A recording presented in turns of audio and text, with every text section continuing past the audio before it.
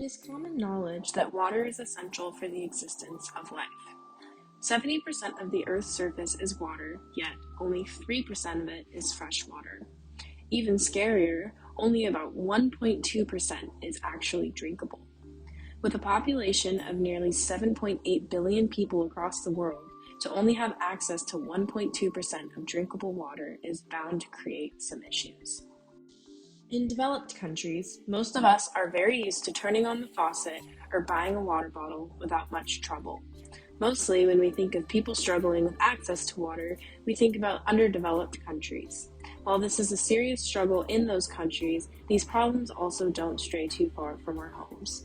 It is reported that as many as 63 million Americans were exposed to unsafe drinking water between 2007 and 2017.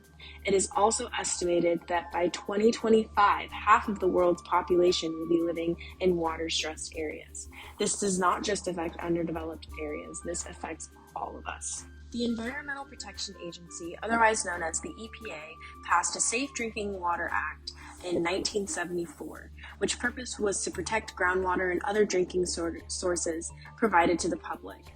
They're in charge of monitoring all drinking water on a federal level, and it set a national standard to avoid health risks and contaminants found in drinking water. A study conducted by the Natural Resource Defense Council shows that the federal law designed to protect public drinking water supplies throughout the nation comes up short for people of color, low-income communities, and non-native English speakers. Unclean water can cause serious and costly health issues, and it is shown that poor and minority communities across the U.S. are disproportionately affected. While there are many water contaminants of concern all across the world, I will be focusing on two cases with two different chemical exposures. The first is lead, and with the addition of chlorine, trihalomethanes in Flint, Michigan, and the second is perfluorooctanoic acid and perfluorooctane sulfonate, also known as PFOAs and PFOS in Newburgh, New York. In 2014, Flint's water supply was switched from the Detroit water system to the Flint River. The Flint River has been a dumping site for industries across the waterline for decades. As soon as the switch happened, many residents in the area were noticing a different look and smell to their water. All of their concerns were dismissed, including by the EPA. With a population of 200,000 people before the crisis, 56% of people living here were African American and 40% of the residents were living below the poverty line. Since this water crisis, the population has been cut in half, mostly due to people moving away because of this problem. The water was finally tested after many complaints, and there was lead found in the water that was 900 times as high as the EPA set standard. In an attempt to bring the water back to a safe level, chlorine was added. This unfortunately did more damage as it created trihalomethanes in the water, which are cancer-causing chemicals. These contaminants led to Legionnaire's disease, 58% rise in fetal deaths, and an elevated blood level in over half of the children in the city. The citizens of the city had to fight hard for the EPA and the government to take action on something that they should have been monitoring in the first place. It was not until early 2016 when the people had to sue the city and state officials to even get clean water access to their homes through a delivery service. While the levels of lead in the river were monitored from 2016 to 2018, 2 years after the reported concerns, for 6 months, the lead levels were at a safe level according to the EPA standards, so the city stopped providing clean water.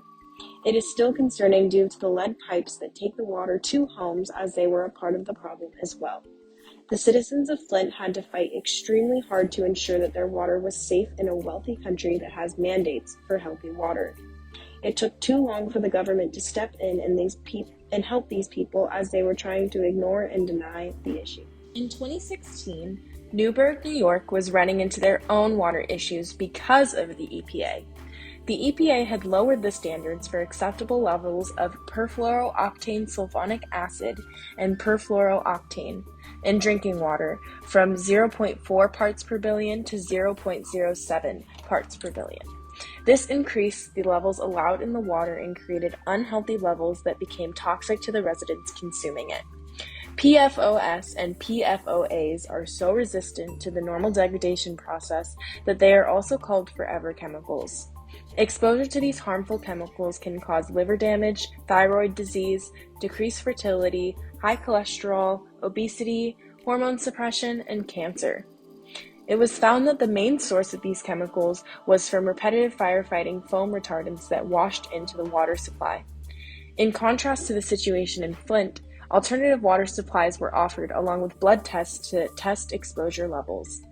In 2019, the state of New York banned these chemicals from firefighting foam and other materials to ensure the safety of humans and the environment.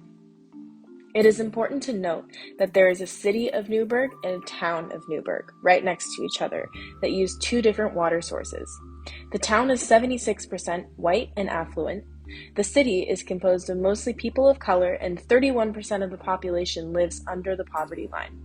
As you may have guessed, the water was contaminated in the city and not the town. This really highlights the disparity of how low income and people of color are treated disproportionately in this country. These two places only separated by a small invisible line, yet one has contaminated water and the other one does not.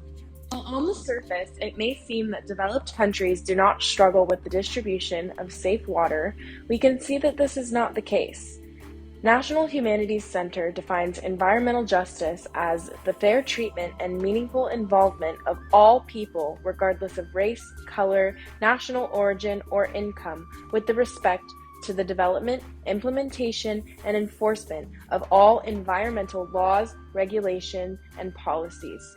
We've seen throughout this presentation with many different examples that this access can affect people of color and poor people more likely than affluent people, even though there are laws and legislation in place to prevent this from happening. The United Nations has declared access to clean water a human right. The human right to water is indispensable for leading a life of human dignity. The UN Committee on Economic, Social, and Cultural Rights stated in 2003, it is a prerequisite for the realization of other human rights. It's 2021 now, and it's still not happening. Unfortunately, despite the overall wealth and prosperity of America, access to safe drinking water is not a guarantee.